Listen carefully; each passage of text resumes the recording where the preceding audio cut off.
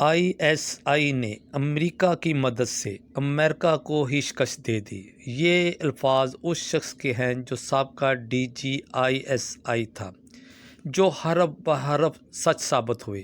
آج کی ویڈیو میں ہم جنرل حمید گل کے متعلق گفتگو کریں گے، جو پاکستان کے لیے ہیرو اور دشمن کے لیے سردرد تھے۔ جنرل صاحب اس دنیا میں نہیں، مگر جو الفاظ انہوں نے کہے تھے وہ آج حقیقت کا روپ دھارے ہوئے ہیں۔ وہ ایک ایسے انسان تھے جن کے متعلق ملٹری اکیڈمی میں پڑھایا جاتا ہے۔ آپ نے ایک بہت بڑی غلطی کی جو آپ کے لیے نقصان دہ اور مگر دشمنوں کے لیے فائدہ مند ثابت ہوئی۔ اگر آپ ایسا نہ کرتے تو شاید آنے والے وقت میں آپ پر زیادہ مزید لکھا جاتا۔ آپ کو غازی افغانستان بھی پکارا جاتا ہے۔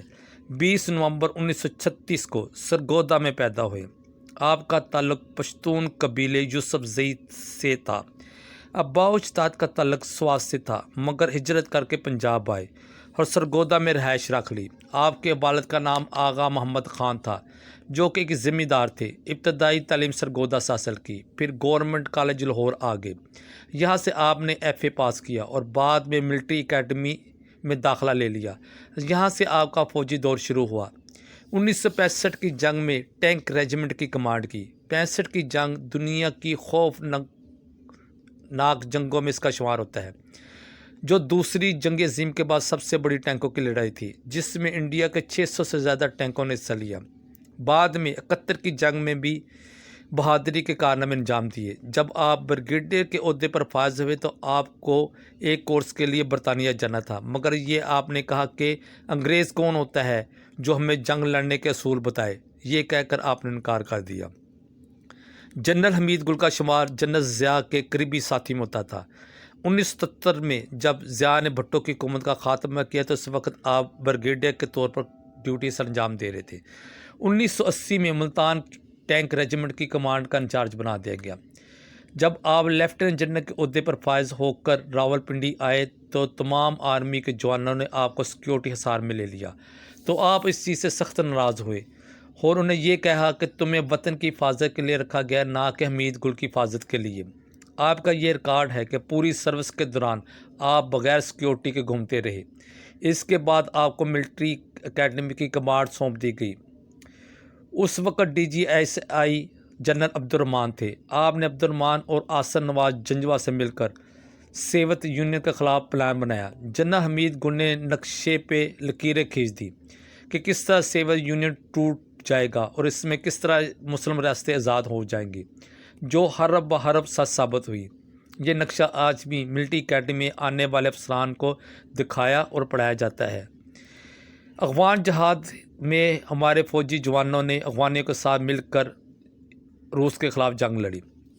جب روس نے انڈیا سے مل کر مشرقی پاکستان کو علیحدہ کیا تھا، کیونکہ اس وقت روس کی ایٹمی آبدوزوں نے پاکستانی بحریہ کو مفلوج کر دیا تھا۔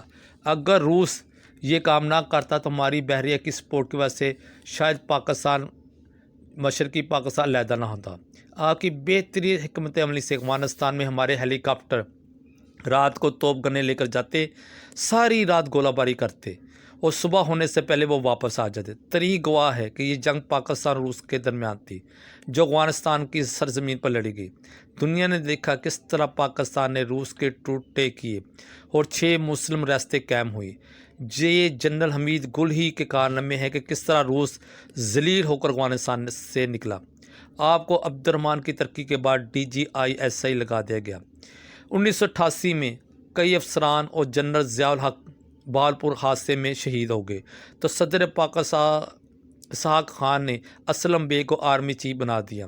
آپ نے بطور D G I S I بے نظیر کے خلاف ایک سیاسی اتحاد آئی جے آئی بنوایا، جو بے نظیر کے خلاف الیکشن لڑا۔ آپ کو ڈائریکٹر ہیوی انڈسٹری ٹیکسٹائل تعینات کیا گیا تو آپ نے اس پوسٹ کو اپنے شان کے خلاف سمجھا اور یہ کہہ کر ریٹائرمنٹ دے دی کہ میں ٹینک بنانے والے ڈائریکٹر کا مینیجر نہیں، میں ایک فوجی ہوں اور میں ایک میدان جنگ میں لڑنا چاہتا ہوں۔ یہ آپ کی پہلی اور آخری غلطی تھی۔ اگر یہ آپ فیصلہ نہ کرتے تو شاید آپ آرمی چیف بن جاتے۔ آپ نے مرتے دم تک اپنی خدمات نہ چھوڑی اور ملک کی خدمت کرتے رہے۔ یہ جنرل حمید گل ہی تھے جس نے روس کو گرم پانی تک آنے سے روکا۔ وہ نظریہ پاکستان کے سب سے بڑے محافظ تھے۔ وہ کہتے تھے کہ سپر پاور صرف اللہ کی ذات ہے اور کوئی بھی نہیں۔ آپ نے سچ ثابت کیا کہ ISI نے کس طرح امریکہ سے مل کر روس کو شکست دی، اور جب امریکہ نے افغانستان پر حملہ کیا تو آپ کے تاریخی الفاظ تھے کہ ISI امریکہ سے مل کر امریکہ کو شکست دیں گے۔ جو جنرل صاحب آج ہم میں نہیں ہے، مگر آپ کے الفاظ سچ ثابت ہوئے۔ آپ اکثر تجزیہ کرتے تھے کہ جو اخباروں میں شائع ہوتا رہتا تھا۔ آپ کہا کرتے تھے کہ 9/11 کا واقعہ یہودیوں کی سازش ہے۔ مزید یہ کہ امریکہ افغانستان کے بہانے پاکستان کو نشانہ بنانا چاہتا ہے۔ آپ مشرف کے خلاف تھے، عدلیہ بحالی کے لیے جدوجہد کرتے تھے۔ جب بے نظیر پاکستان واپس آئی تو انہیں ایک لسٹ دی گئی کہ 9 افراد آپ کی جان کے دشمن ہیں، جن میں آپ کا بھی نام تھا۔ بے نظیر کی شہادت کے بعد زرداری نے امریکہ کے ایک اخبار کو انٹرویو دیا کہ جنرل حمید گل دہشت گردوں کے گرو ہیں۔